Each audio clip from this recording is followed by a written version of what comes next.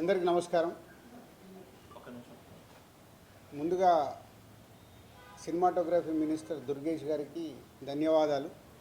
So ఈరోజు వారు ఒక ప్రెస్ నోటు ఇచ్చారు.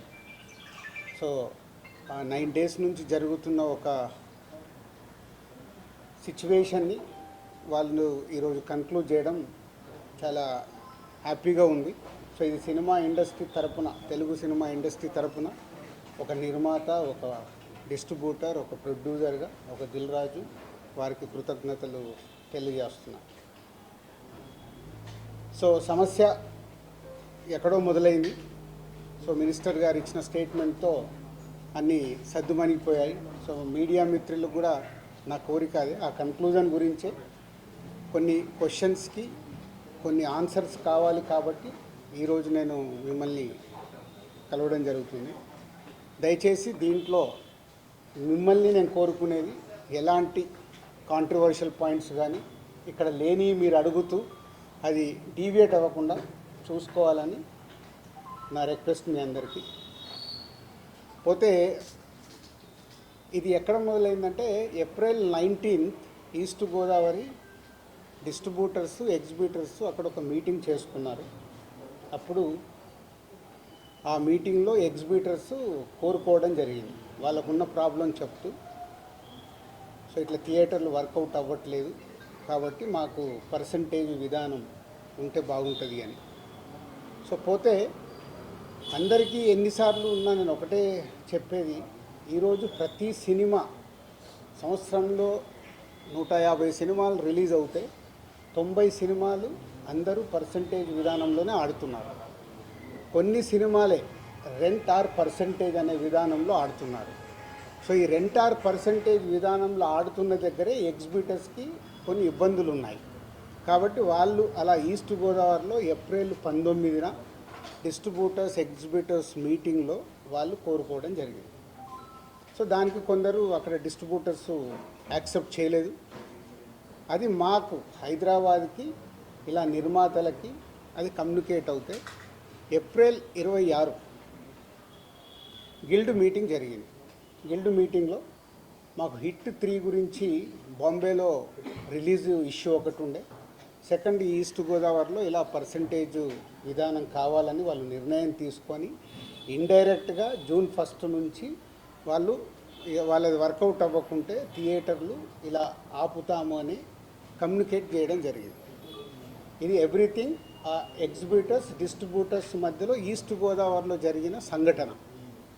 అది మా గిల్డ్కి వచ్చినప్పుడు గిల్డ్లో మేము ఉన్న వర్కింగ్ కమిటీలో ఉన్న ప్రొడ్యూసర్స్ అందరం ఏమనుకున్నామంటే, వాళ్ళకి ఎందుకు వర్కౌట్ అవ్వట్లేదు, వాళ్ళని ఒక 6 months వాళ్ళకు వస్తున్న రెవెన్యూలు ఏంటి, వాళ్ళకు వస్తున్న ఖర్చులు ఏంటి, ఎందుకు వర్కౌట్ అవ్వట్లేదు, వాళ్ళని స్టేట్మెంట్స్ తీసుకొని రమ్మందాము. వచ్చినప్పుడు అది డిస్కషన్లోకి పెట్టి నిజంగా ఎగ్జిబిటర్స్కి, ఎందుకంటే మేము అన్ని టెరిటరీలో ఉన్నాం, ఎగ్జిబిటర్స్ కష్టాలు కూడా మాకు తెలుసు. ఎగ్జిబిటర్స్ కష్టాలు ఏంటంటే మేము డిస్ట్రిబ్యూటర్గా ఉన్నాం కాబట్టి ప్రొడ్యూసర్ నుంచి డిస్ట్రిబ్యూటర్, డిస్ట్రిబ్యూటర్ నుంచి ఎగ్జిబిటర్, ఈ 3 టెరిటరీలు ఒకరికి సంబంధాలు ఉంటాయి. డిస్ట్రిబ్యూటర్లుగా ఉన్నప్పుడు ఎగ్జిబిటర్కి మేము ఇందాక నేను చెప్పినట్టు రెంట్ ఆర్ పర్సంటేజ్ అన్నప్పుడు ఫస్ట్ వీక్ బాగా రెవెన్యూ వస్తే రెంట్ ఇస్తున్నాము, సెకండ్ వీక్ కలెక్షన్ తగ్గిపోగానే పర్సంటేజ్ ఇస్తున్నాం. అది వాళ్ళకి కష్టమైనది, ఇది మా అందరికీ తెలుసు. దానికి సొల్యూషన్ మేము చాలా రోజులు అనుకుంటున్నాం, కానీ ఉన్న పరిస్థితుల వల్ల ప్రొడ్యూసర్స్ కూడా హ్యాపీగా లేరు కాబట్టి ఆ సొల్యూషన్ రావట్లా. సో అలా April 26 గిల్డ్లో జరిగిన మీటింగ్ ద్వారా ఆ డిస్కషన్ అలా కంటిన్యూ అవుతే వాళ్ళని రమ్మని చెప్దామని అడగడం జరిగింది. సో ఇక్కడ అప్పుడు హరిహర వీరమల్లు అనే కళ్యాణ్ గారి సినిమా May 11th అనుకుంటాను ఒక రిలీజ్ డేట్ వాళ్ళు అనౌన్స్ చేసి మేలో ఉంది.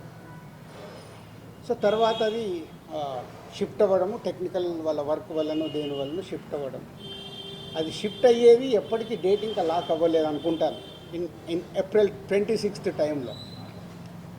తర్వాత అలా ఈస్ట్ గోదావరి నుంచి స్టార్ట్ అయింది, ఇక్కడ నైజాంకు కూడా వచ్చింది, నైజాం సింగిల్ స్క్రీన్స్లో. సో నైజాంది ఒక క్లారిటీ కోసం మీరు అందరూ మళ్ళీ నోట్ చేసుకోండి, ఫ్యూచర్కు కూడా ఉపయోగపడుతుంది. నైజాంలో సింగిల్ స్క్రీన్స్ 370 థియేటర్లు ఉంటాయి. 370 సింగిల్ స్క్రీన్స్ తెలంగాణ స్టేట్ మొత్తంలో. అందులో ఎస్విసి సినిమాస్ అండ్ అదర్ మాకు రిలేటెడ్గా ఉన్న చారీ గారు వాళ్ళని కలిపి మా దగ్గర ఉన్నాయి 30 థియేటర్లు. అవుట్ ఆఫ్ 370 థియేటర్లు 30 థియేటర్లు మా దగ్గర ఉన్నాయి. అలాగే ఏషియన్ సునీల్ అండ్ సురేష్ కంపెనీలో 90 థియేటర్లు ఉన్నాయి.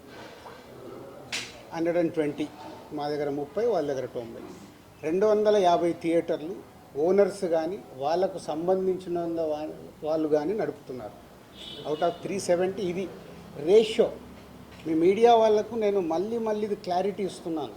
మళ్ళీ ఆ నలుగురు దాంతో ఆ సబ్జెక్టు తర్వాత వస్తాను.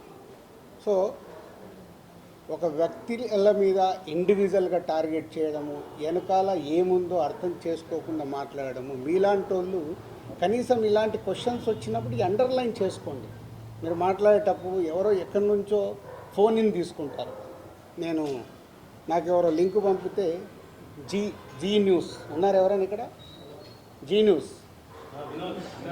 జీ న్యూస్లో చూసా ఇందాక ఎవరో పంపిస్తే. ఆ టాపిక్ సంబంధం లేదు కానీ అది కూడా తీస్తా. అక్కడేదో టాపిక్లో జరుగుతుంటే మళ్ళీ వస్తాను మెయిన్ పాయింట్కి. టాపిక్లో జరుగుతుంటే మొదటి రోజు గేమ్ చేంజర్ సినిమా పైరసీ వచ్చింది. అది నిర్మాతకి నష్టం, నిర్మాత ద్వారా డిస్ట్రిబ్యూటర్కి నష్టం, డిస్ట్రిబ్యూటర్ ద్వారా ఎగ్జిబ్యూటర్కి నష్టం. అక్కడ ఒక ఎక్స్ నిర్మాత అంటున్నాడు, ఆ నిర్మాతనే ఇది పైరసీ చేసి ఉండొచ్చు. అంటే ఎంత నీచం! ఒక ప్యాషనెటిక్ ప్రొడ్యూసర్ నేను, నా సినిమాని నేను కాపాడుకోవడానికి ఫైట్ చేస్తాను అంటే ఎంత దిగజారిపోతున్నారు వాళ్ళు. మీడియాలోకి రావడానికా, మీడియా వాళ్ళు ఇచ్చే ఇంపార్టెంట్ కోసమా? అది అవసరం లేని టాపిక్. పైరసీ మీద మేము ఫైట్ చేస్తాం కానీ ఎవడన్నా హౌస్ మన ఇంట్లో మనిషిని మనం చంపుకోవాలని ఎవడన్నా మనిషి అనుకుంటాడా? ఏ కుటుంబంలో ఎవరన్నా అనుకుంటారా? అంత నీచంగా బిహేవ్ చేస్తున్నారు కొందరు. అది పక్కన పెడదాం.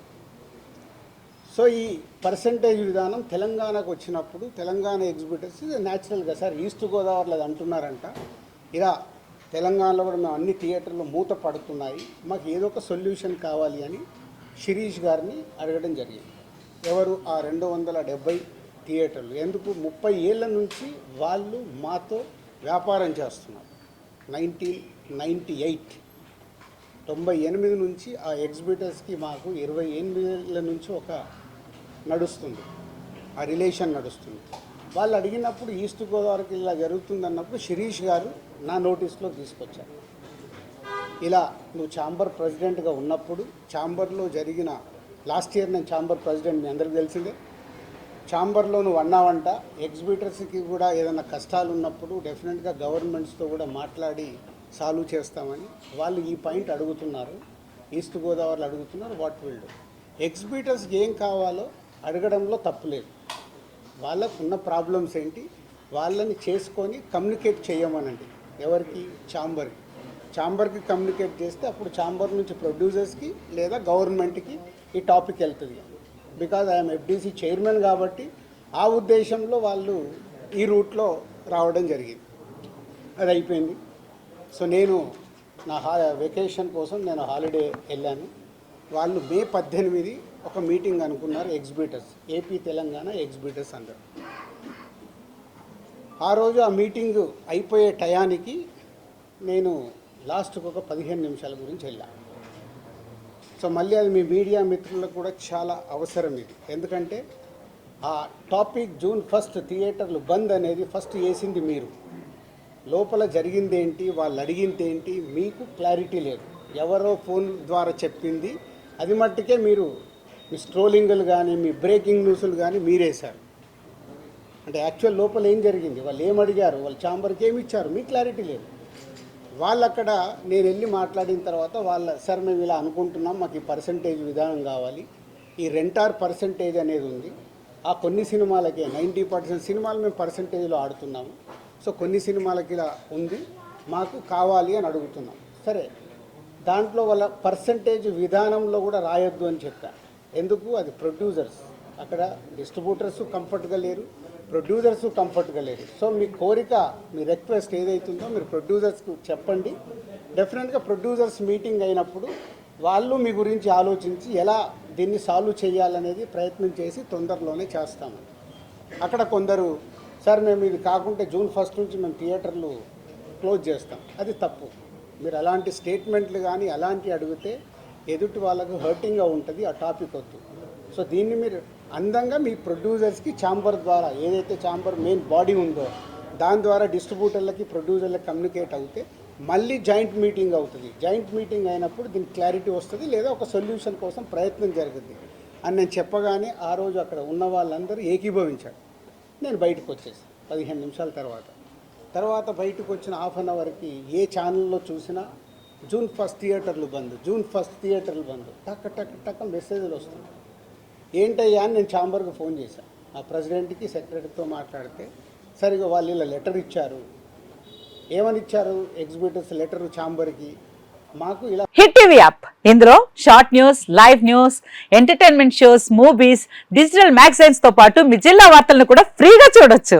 ఇంకెందుకు ఆలస్యం, వెంటనే హిట్ టీవీ యాప్ ని డౌన్లోడ్ చేసుకుని ఫ్రీగా ఎంటర్టైన్మెంట్ పొందండి. Hit TV app. Hit TV app. Please download hit TV app. Hit TV app ని ఫ్రీగా డౌన్లోడ్ చేసుకొని ఎంజాయ్ చేయండి. మీకు నచ్చిన ఎంటర్టైన్మెంట్ కోసం హిట్ టీవీ యాప్ ని ఫ్రీగా డౌన్లోడ్ చేసుకొని ఎంజాయ్ చేయండి. హిట్ టీవీ యాప్ ని డౌన్లోడ్ చేసుకుని ఆస్వాదించండి, ఆశీర్వదించండి. ఇంతమంది సెలబ్రిటీలు హిట్ టీవీ యాప్ ని డౌన్లోడ్ చేసుకోండి అని చెప్తున్నారంటే ఎంత మంచి యాప్ ఆలోచించండి. అమెరికా అమెరికాలో చదవాలనుకునే వాళ్ళకి విశ్వసనీయమైన పేరు మన శౌర్య కన్సల్టెన్సీ. UK లో 1 year masters, UK లో 1 year masters, 2 years work permit up to 5 years visa. Contact Saurya Consultancy. Contact 89851 89851.